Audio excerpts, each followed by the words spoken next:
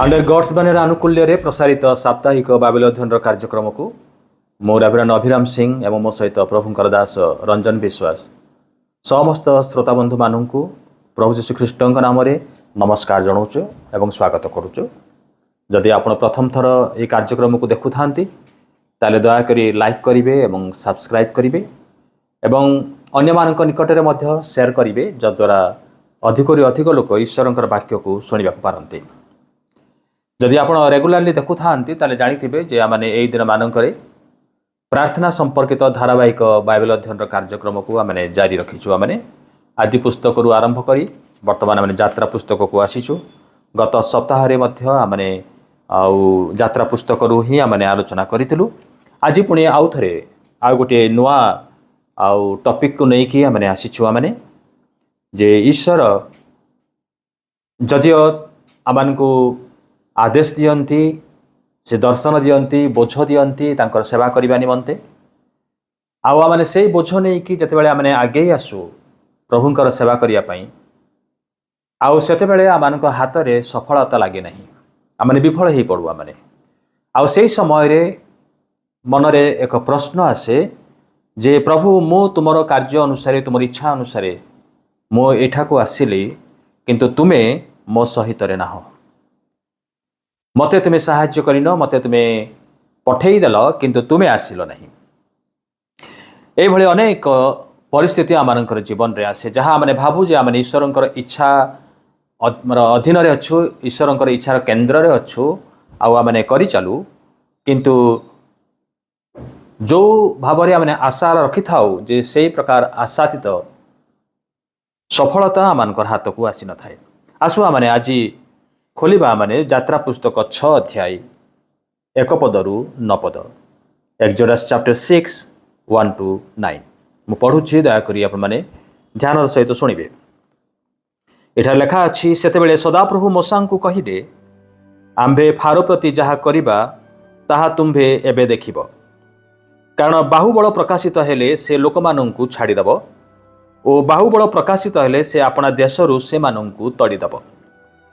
परमेश्वर मोसांक सहित आलाप करी आहुरी कहिले आम्भे जिहोवा सदाप्रभु आम्भे अब्राहम इसाक और जाकुबंकु सर्वशक्तिमान परमेश्वर बोली दर्शन देइथिलु मात्र आम्भे आपणा जिहोवा नाम सेमानकु परिचय देइ नथिलु।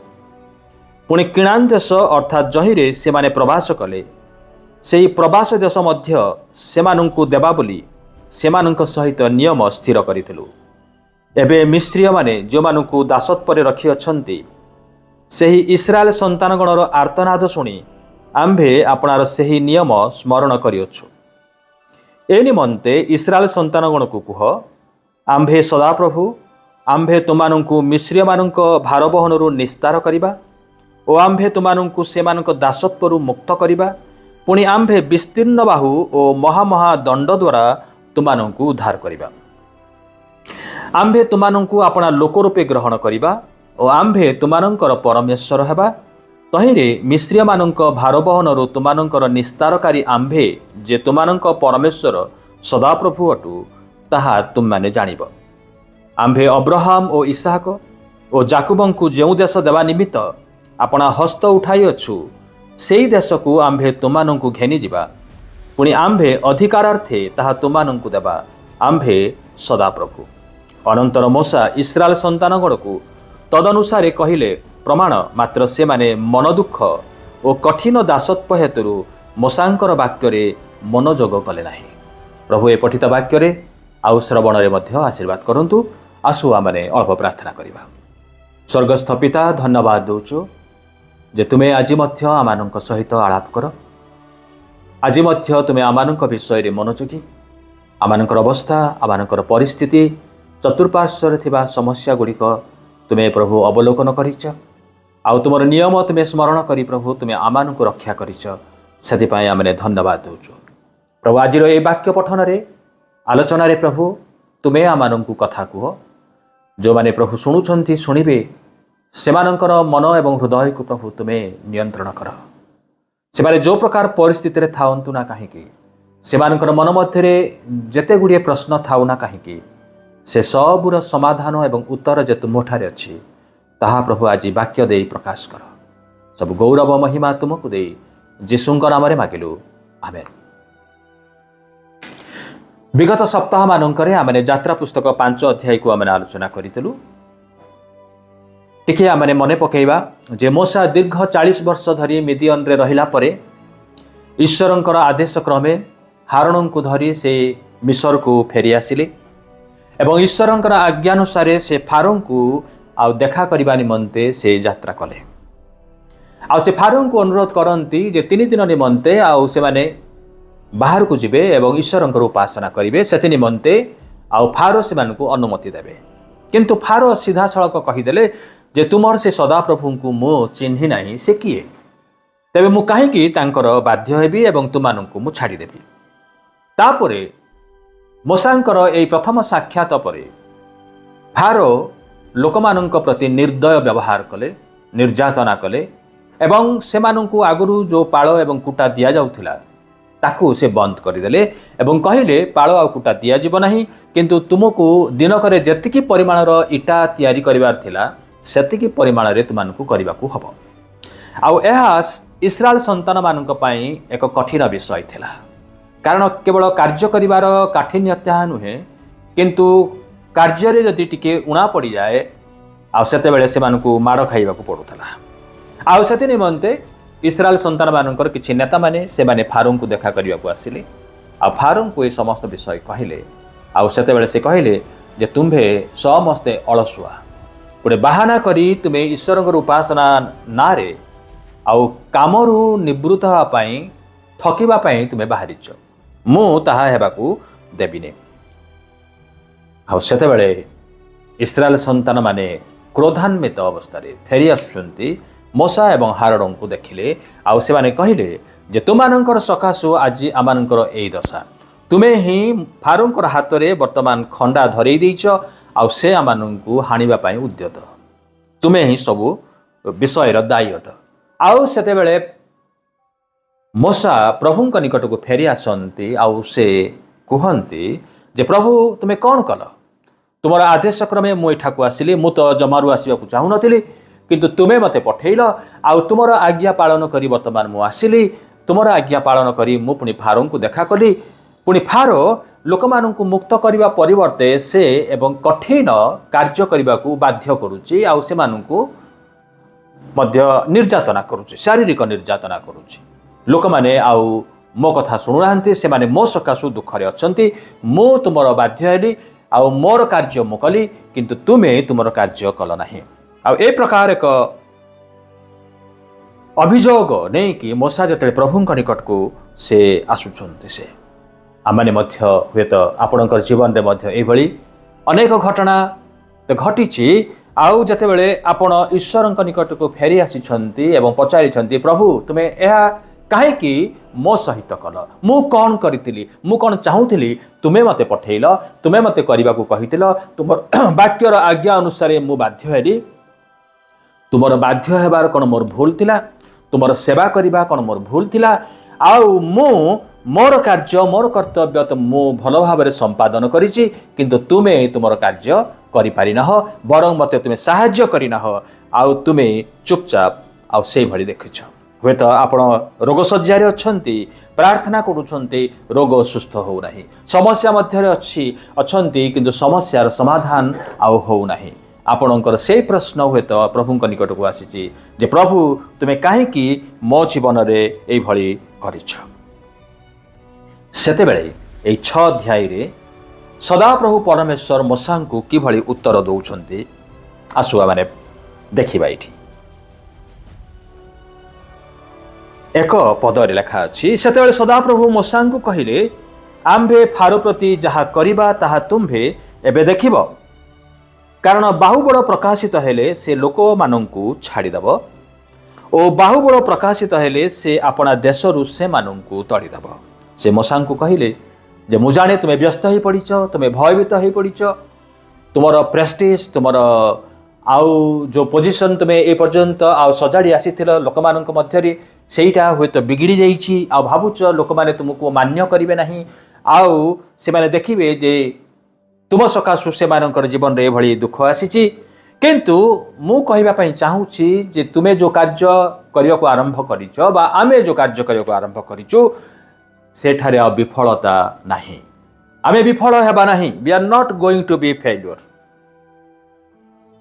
परमेश्वर मूसा को कहले जे मु आउ ताकू विफल हेबा पई मु देबी नहीं जतबेले बाहुबल प्रकाशित हबो जतबेले मु विस्तीर्ण बाहु प्रसारित करिबी आउ सेतेबेले फारो निजे से लोक मानकु मुक्त करिबो आउ से मानकु जीवा पई से कहिबो 2 रु 8 पद आउ मध्यरे दीपटा विषय आमे देखुछु सदा प्रभु मूसा को आउ से कहउछंती पुणी सदा प्रभु इस्राएल संतान मानकु मूसा द्वारा किछि कहिया पई चाहुछंती वर्तमान आमे ए दुईटी मुख्य विषय उपरे आलोकपात आमने करिबा आमने 2 पदरे प्रथम विषय आमने देखुछु आमने जे सदा प्रभु परमेश्वर 2 पदरे से कहिले आम्भे जिहोवा सदा प्रभु ए जो शब्दटी आमने ए अनुच्छेद रे जहाँ माने पढ़िलु 3 थर आमने देखुछु आमने 2 पदरे आम्भे जिहोवा सदा प्रभु 6 पदरे मध्य लेखा अछि जे आम्भे सदा प्रभु 8 पदरे मध्य लेखा अछि जे आम्भे सदा प्रभु 3 थर सदा प्रभु से निजको परिष्कार भावरे से उपस्थापन करुछन्ति जे मूसा आम्भे जिहोवा सदा प्रभु एथिरे पुणी कौन बड़ विषय अच्छे सदा प्रभु जदि तांकर निजर परिचय से दौरान ताहले एठी कौन बड़ विषय अच्छी अनेक समय रे पिला माने जतले बापा मां को किछि प्रश्न करन्ति बा किछि एई भली किछि करन्ति सेतेले बापा कहन्ति देख तू मो तोर बापा मो जानिछि मु कोन करिबि नै सेठी बापा से निजर आधिपत्य को बा निजर अधिकार को से साब्यस्त करिया पई चाहंती जे तू छोटो पिला तू जानिनु किंतु मो तोर बापा मो जानिछि मते कोन करिबा को हबो मते सिखेइबार आउ दरकार नाही सदा प्रभु किए मूसांकर ताहा जानिबार आवश्यक रहिछि इस्राएल संतान मानकर जानिबार आवश्यक रहिछि जे से जहा निकट को जाई अभियोग करूछंती से किए ओके से काहा को कौन कहउछंती आउ ताकू जानिबार आवश्यक रहिछि अनेक समय रे आमाने किछि विषय आमाने कहि दउ किंतु आमाने जानि न थाउ जे जहा को आमाने कहउछु से पुनी की अटंती प्रकृति रे तांकर परिचय कोन आमाने जानि न थाउ किंतु कहि सारला परे जतले जानु जे से व्यक्ति की अटंती आमाने लज्जित हे जाउ आमाने जे मो काहे की आगरु तांकर परिचयटी जानिली नाही जदि मु जानी थांती ताहले एई भली मु कहि न थांती मूसांकर अवस्था वर्तमान सही प्रकार मूसा से अभियोग करि सारिले जे प्रभु मु मोर कर्तव्य करिछि किंतु आपण करूनाहांती आ सदा प्रभु कहिले आम्भे जिहोवा सदा प्रभु जदि तुमे मते जानिबो मु किए ताहले तुमे मध्य तुमर समस्त प्रश्नर उत्तर तुमे पाई सारिबो 2 पदरे 6 पदरे एवं 9 पदरे ओके जो से 8 एवं 9 पदरे से जो भली भावरे आउ सदाप्रभु परमेश्वर निजर परिचय को से रखुछंती आम्भे जिहोवा सदा प्रभु वर्तमान माने देखिबो माने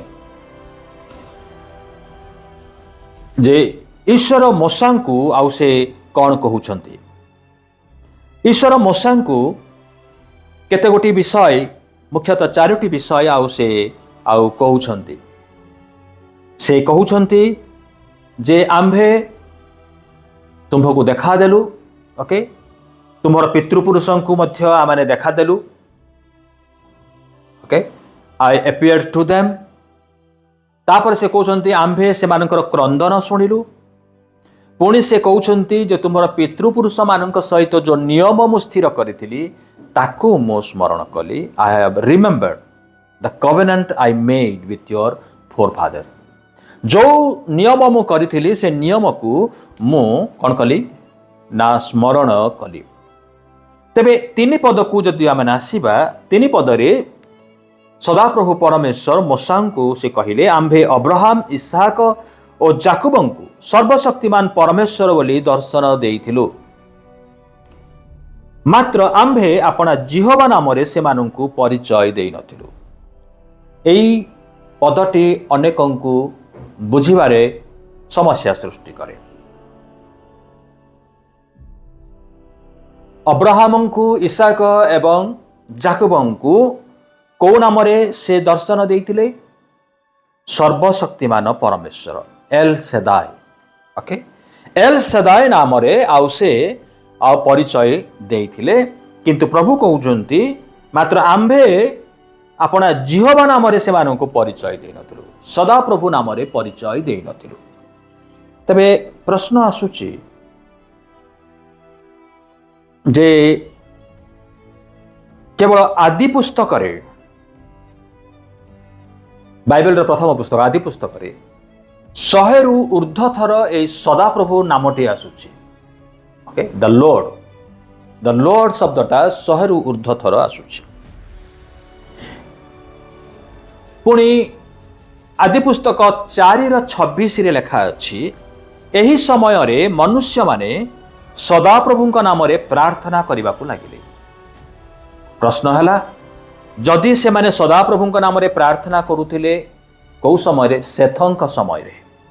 आदमंकर पुत्र सेथ, तृतीय पुत्र सेथंक समय रे सेथ जन्म हैला परे आ से माने सदाप्रभु नाम रे प्रार्थना करे। अब्राहम तो बहुत वर्ष परे आसुचंती।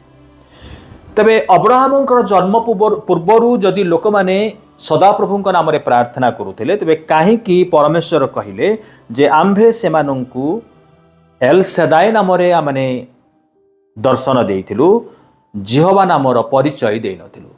माने जिहोवा नाम को से माने जानि नथिले, सदाप्रभु नाम को जानि नथिले। तबे वाक्य रे काहेकि सदाप्रभु शब्दटा पुणी आसीछि।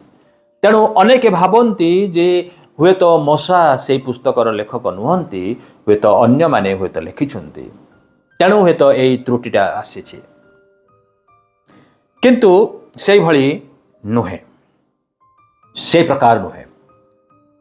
बाइबल प्रथम 5टी पुस्तक मूसाଙ୍କ द्वारा लिखित, पवित्र आत्मा सहायता रे मूसा लिखिछंती, there is no doubt about it. किंतु सदाप्रभु शब्दटा आसीछि से माने सदाप्रभु नामटा जानिचंती, किंतु सदाप्रभु को जानि नाहांती। जनक ना जानिबा एवं तांकु जानिबा संपूर्ण भिन्न अटे। अब्राहमଙ୍କ पूर्वरु अब्राहम इसहाक एवं जाकुब मध्य सदाप्रभु नामटा से माने शुणिछंती, किंतु सदाप्रभुଙ୍କ सहित सदाप्रभु भावरे सेमानकर परिचय हेई नथिला बा सदाप्रभुଙ୍କୁ सेई भली भावरे से माने जानि नथिले। किंतु वर्तमान मूसाଙ୍କୁ जतेबेले से ज्वलंत बुदा मध्यरे आ सदाप्रभु दर्शन देले एवं कहले आम्भे जे अछु से अछु, I am who I am, बा I was and I am and I will be, सेटा होची द मीनिंग ऑफ सदाप्रभु। जे आम्भे थिलु अछु आउ रहिथिबा आउ सेई सदाप्रभु नाम रे मूसाଙ୍କୁ से दर्शन देले एवं से कहले जे वर्तमान तुमे जानिब, जगत जानिब जे सदाप्रभु किए अटंती, कारण मु वर्तमान ताकू मु प्रकाश करिबी, सेई नाम को वर्तमान मु प्रकाश करिबी तुम मध्यरे आउ मु ताहा साधन करिबी। कारण मो पाखरे योजना अछि जे कि भली भाबरे इस्राएल संतान माननकु मु मुक्त करिबी, कि भली भाबरे मु सेमाननकु किणान देश से प्रतिज्ञा देश को मु नै जिबी, सेमाननकु से देशटी अधिकार करिबी। आ से समस्त योजना वर्तमान मोठारे अछि। I have a plan for you. सदाप्रभु परमेश्वर हुए तो आपणको आज सेई कथा कहउछंती जे आम्भे जिहोवा सदाप्रभु, आम्भे जे अछु से अछु, आम्भे जिहोवा सदाप्रभु। And I have a plan for you, जे तुमानंक निमंते मोर एक विशेष योजना अछि। 5 पदरे से कहते एबे मिश्रीय माने जो मानू दासत्व रखी अछंती सेही इस्राएल संतानगणर आर्तनाद शुणी आम्भे आपणार से नियम स्मरण करिअछु। ओके, जो नियम से अब्राहम को करथिले, इसाक एवं जाकब को करथिले, से नियम को से स्मरण कले। कहीं ना इस्राएल संतानगणर आर्तनाद शुणिले, से प्रार्थना से शुणिले। आ सदाप्रभु कहउछंती जे मो प्रार्थना शुणे, आ जब मो प्रार्थना शुणे मो करिथिबा प्रतिज्ञा को मध्य मो मने पकाए, आ से प्रतिज्ञा मो भूली जाई नहीं, मु ताहा सफल करिबे। आपणक जीवन रे मध्य ताहा सफल हबो जदि आपण प्रार्थना करिवे, प्रभुଙ୍କ निकटକୁ ଆସିବେ, आर्तस्वर करिवे, चित्कार करिवे, प्रभुଙ୍କୁ अनुरोध करिवे, आउ से आपणकर प्रार्थना से शुणिबे, आउ से जो नियम करिसंती, जो प्रतिज्ञा करिसंती आपणक जीवन रे ताहा से पूरा करिवे। तबे 2 अध्याय 24-25 रे मध्य से सही कथा कहीदेले, तहिरे परमेश्वर सेमानकर आर्तस्वर शुणिले, आउ अब्राहम और इसाक और जाकबଙ୍କ सहित कृत अपना नियम स्मरण करी इस्राएल संतानगण प्रति दृष्टिपात कले और सेमानकर अवस्था जानिले। ईश्वर मूसा को कहिले, मूसा अभियोग करने पूर्वर तुम्हें जानी नेबा उचित जे तुम्हें काहाकू कौन कहूछ, आम्भे किए? आम्भे से सदा प्रभु तुम पितृगण परमेश्वर, आम्भे से एल सदाय, आम्भे से आयाम हु आयाम, आ मु से स्वयंभू परमेश्वर मु अच्छी। मु सेमानक निकटे प्रकाश करी, सेमानक सहित नियम स्थापन करी, सेमानकर आर्तस्वर शुणिली एवं सेमानक सहित नियम को स्मरण मु करी अच्छी। मूसा को कहला परे वर्तमान से इस्राएल संतान मानक मध्य किछि कहिया पई चाहंती, आ से चाहंती मूसा से मानक किछि कहिबे। 6-9 पद मध्यरे आ आमे देखुचु जे सदाप्रभु कहिले, मूसा मु तुमको 4टी विषय कहली, वर्तमान तुम्हें इस्राएल संतान मानक 7टी विषय तुम्हें कहब जे मु से मानक पई मु कौन कौन आ प्रतिज्ञा करिछि, आ मु कौन सब योजना करिछि। Number 1, I will bring you out from the burden of the Egyptian। 6 पदरे मिस्रिय मानक भार बहनरु आम्भे निस्तार करिबा, सेमानकु बाहर करि आनिबा। Number 2, I will deliver you from slavery to them। आम्भे तुम्भ मानकु सेमानकर दासत्वरु मुक्त करिबा। नंबर 3, पुणी आम्भे विस्तीर्ण बाहु ओ महामहा दंड द्वारा तुमानंकु उद्धार करिबा। I will redeem you with outstretched arm. Number 4, I will take you to be my people. आम्भे तुमानंकु अपना लोक रूपे ग्रहण करिबा। 7 पदरे एवं सेही 7 पदरे पुणी 5 नंबर कथा से कहउचंती जे आम्भे तुम्भ मानंकर परमेश्वर हेबा। आई will be your God. 6 number रे I will bring you into the land I swore to give you। 8 पदरे आम्भे Abraham और इसाक और जाकबंकु जेउ देश देवा निमित्त अपना हस्त उठाई अछु सेही देश को आम्भे तुमानंकु घेनि जेबा। I will take you that, मो तुमानंकु सेठाकु नै जेबी। This is my guarantee. सदाप्रभु परमेश्वर से मानकु एई गारंटी दउछंती जे तुमर किछि व्यस्त हबार आवश्यक नाही, मो तुमानकु रक्षा करिबी, मो तुमानंकु आ सेठाकु नै जेबी। Number 7, I will give it to you for a possession. पुणी अधिकारार्थे ताहा तुमानंकु आम्भे देबा, कारण आम्भे सदाप्रभु। ईश्वर कहिले तुमर पूर्वपुरुष माने जो देश को अधिकार करि नथिले, तुम्हें से देश को अधिकार करिबो, आ मु ताहा करेबी। आदि पुस्तक 23 अध्याय रे सारांकर मृत्यु परे सारांकु कबर देवा निमंते अब्राहम खंडे जमी किनिथिले। सेई खंडक जमी छड़ा अब्राहम आ कौनसी जमी को से निजर अधिकार को नै नाहंती, जदिओ परमेश्वर आ प्रतिज्ञा करिथिले जे एई देश तुमर। आ अब्राहम विश्वासर सहित आ से खंडे जमी किनिले, निज अधिकार को नेले। आ विश्वास जे तांकर पूर्वपुरुष माने सेई देश रे मृत्युवरण करिवे, सेठी से माने जीवन यापन करिवे, आ सेमानक निमंते ए जमी। किंतु सदाप्रभु कहिले अब्राहम खंडे जमी अधिकार करथिले, मो तुममानंकु ए साराटी देश अधिकार पई मु दउछि। एब्री 2:15 पदरे पुणी मृत्युर भୟରେ जो माने जावजीवन दासत्वर बंधन थिले सेमानंकु से उद्धार करते। सदाप्रभु से उद्धार करते। प्रकाशित वाक्य 21:3 आउ मो सिंहासन मध्यरु गोटे महाशब्द यह कहिबार सुनिली, देख मनुष्य मानक मध्यरे ईश्वरंकर वासस्थान अछि, से सेमानंक सहित वास करिवे आउ से माने ताहांक लोक हेबे। सदाप्रभु कहले आम्भे तुम्भर परमेश्वर हेबा आ तुम्भे मोहर लोक हेब। माथ्यू 25:34 पदरे कहले, सेतेबेले राजा अपना दक्षिण पार्श्वस्थ लोकंकु कहिबे, आस मोर पितांक आशीर्वाद पात्र माने तुमानंक निमंते जगतर पतनावधि जेउ राज्य प्रस्तुत करा जाई अछि सेथिर अधिकारी हो। सेदिन इस्राएल संतान मानंक निमंते प्रतिज्ञात देश किणान देश थिला। आज विश्वासी मानंक निमंते आमानंक निमंते मध्य एक प्रतिज्ञात देश अछि। आउ से प्रतिज्ञात देश जगतर पतनावधि प्रस्तुत होईछि।